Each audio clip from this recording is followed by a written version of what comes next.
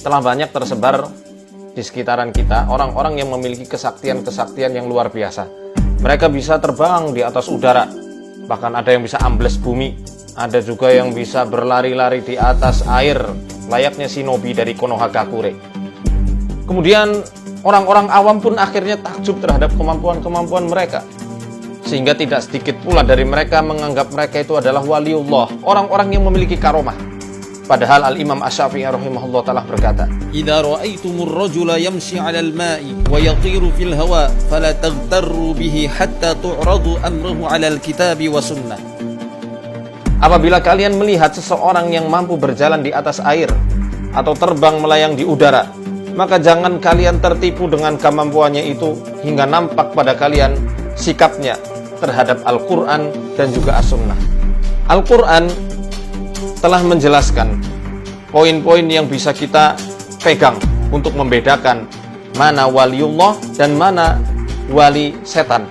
Allah Ta'ala berfirman dalam surat Yunus ayat 62-63, di mana Allah Ta'ala berfirman, "A'udzu billahi minasyaitonir rajim. Ala inna awliya Allahi la khaufun 'alaihim wa la hum yahzanun. Alladzina amanu wa kanu yattaqun." Ketahuilah, sesungguhnya para kekasih Allah tidak akan pernah takut dan tidak akan pernah sedih, yakni mereka orang-orang yang beriman dan mereka orang yang selalu bertakwa. Beriman maksudnya adalah dengan menjaga ketauhidannya sebenar-benarnya, tanpa mencampur adukan tauhid dengan kesyirikan. Dan mereka betul-betul menjaga ketakwaannya dari apa-apa yang Allah haramkan. Demikian pula yang Allah firmankan di dalam surat Al-Anfal, "In awliya'uhu illal muttaqun walakinna aktsarahum la ya'lamun." Wali-wali Allah hanyalah orang-orang yang bertakwa, tetapi kebanyakan mereka tidak mengetahuinya. Dari dua ayat ini kita bisa menyimpulkan bahwasanya waliullah itu tidak akan pernah lepas dari sifat takwa. Apa yang dimaksud dengan takwa? Takwa mencakup 3 makna besar. Yang pertama adalah menjaga diri, menghindari dan menjauhi. Tentu menjaga diri, menghindari dan menjauhi dari apa-apa yang Allah haramkan, apa-apa yang Allah murkai. Maka bagaimana mungkin karomah itu datang kepada wanita yang tidak berjilbab, tidak menjaga auratnya dengan benar. Ketika mengobati, dia tidak menjaga batasan antara dirinya dengan orang yang bukan mahramnya. Demikian juga sebaliknya, bagaimana mungkin karomah itu datang kepada laki-laki yang tidak pernah menjaga batasan antara dirinya dengan apa-apa yang Allah haramkan, masih dengan bebas menyentuh-nyentuh kulit wanita tanpa adanya penghalang, berdua-duaan dengan wanita yang bukan mahramnya ketika mengobati, masih suka meninggalkan sholat, dan masih melakukan kemaksiatan-kemaksiatan dengan terang-terangan atau dosa-dosa besar yang dilakukannya selama ini. Maka itu bukan karomah, melainkan fasilitas yang diberikan oleh para setan yang mengikutinya. Kalau hanya sekedar terbang, kemudian ambles bumi masuk ke dalam tanah gitu ya, kemudian berlari di atas air, di permukaan air yang dalam ya, kayak shinobi dari Konoha itu, maka ini tidak ada istimewanya sama sekali. Bahkan kalau dia bisa menghilang atau mempunyai kemampuan berlari secepat kilat layaknya The Flash, itu juga bukanlah suatu hal yang menakjubkan, bukan suatu pertanda bahwasanya dia adalah waliullah yang memiliki karomah. Ini dijelaskan oleh Al-Qusairi yang meriwayatkan dari Al-Bustami.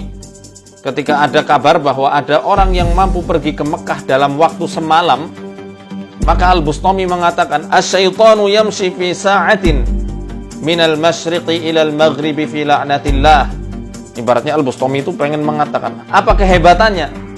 Setan aja melintasi bumi dari timur ke barat dalam waktu yang sesaat di dalam laknatnya Allah.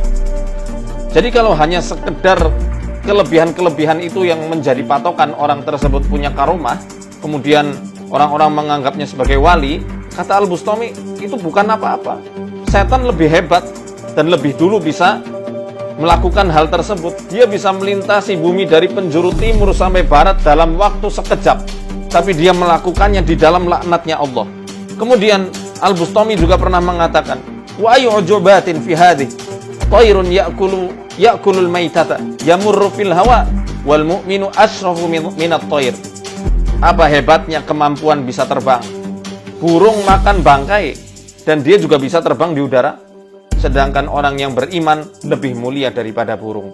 Kemudian Umar bin Sa'id Al-Fawti, beliau juga pernah mengatakan, an jami'il mursidina at-tahdhir minal karamati wa wasafaha bi annaha haidur rijal.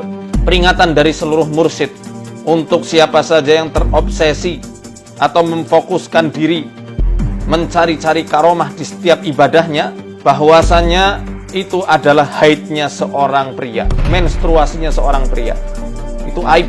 Kalau ada orang beribadah kok fokus dapat karomah, puasa kok pengen dapat karomah dalam bentuk bisa kebal misalnya, bisa melumpuhkan lawan dari jarak jauh tanpa menyentuh, ya. Itu haidnya seorang pria, menstruasinya seorang pria, aib itu menurut para mursyid. Jadi kalau ada orang-orang yang mengajarkan seperti itu, mengaku-ngaku dari ahli tasawuf, hati-hati, jangan-jangan itu dukun yang ngaku-ngaku ahli tasawuf. Tidak benar yang semacam itu. Termasuk kemampuan-kemampuan tadi bisa terbang, berjalan di atas air, di air yang dalam, ya, air yang permukaannya dalam, atau kemampuan-kemampuan hebat lainnya, itu para ulama-ulama sufi pun tidak menyukai hal tersebut. Dan mewanti-wanti agar para murid, para salik, yakni orang-orang yang betul-betul kepengen wusul, bisa menggapai ridhonya Allah Ta'ala, tidak memfokuskan diri pada perkara-perkara seperti itu. Karena bukan suatu hal yang patut untuk dibangga-banggakan, bukan suatu hal yang patut untuk dijadikan tujuan akhir. Karena para penyihir pun bisa melakukan hal tersebut. Bahkan hewan-hewan pun bisa melakukan hal tersebut. Iblis yang dilaknat Allah pun jauh lebih hebat daripada Anda yang fokus untuk ilmu kesaktian seperti ini. Lalu siapa sebenar-benarnya waliullah itu? Al-Imam Asy-Syafi'i rahimahullah ta'ala pernah berkata, mereka orang yang patut untuk disebut sebagai waliullah adalah mereka-mereka yang punya ilmu agama dan mengamalkan apa yang telah mereka pelajari. Ya, mereka penuntut-penuntut ilmu, para asatidzah, para kiai yang betul-betul mengamalkan ilmunya, mengajarkan ilmunya di pelosok-pelosok kampung, menyebarkan dakwahnya, itulah para waliullah. Imam Syafi'i mengatakan, in lam yakunil fuqaha'ul 'amiluna awliya Allah falaysa lillahi waliyun. Jika para fuqaha ulama yang mengamalkan ilmu mereka tidak disebut waliullah, maka Allah tidak punya wali.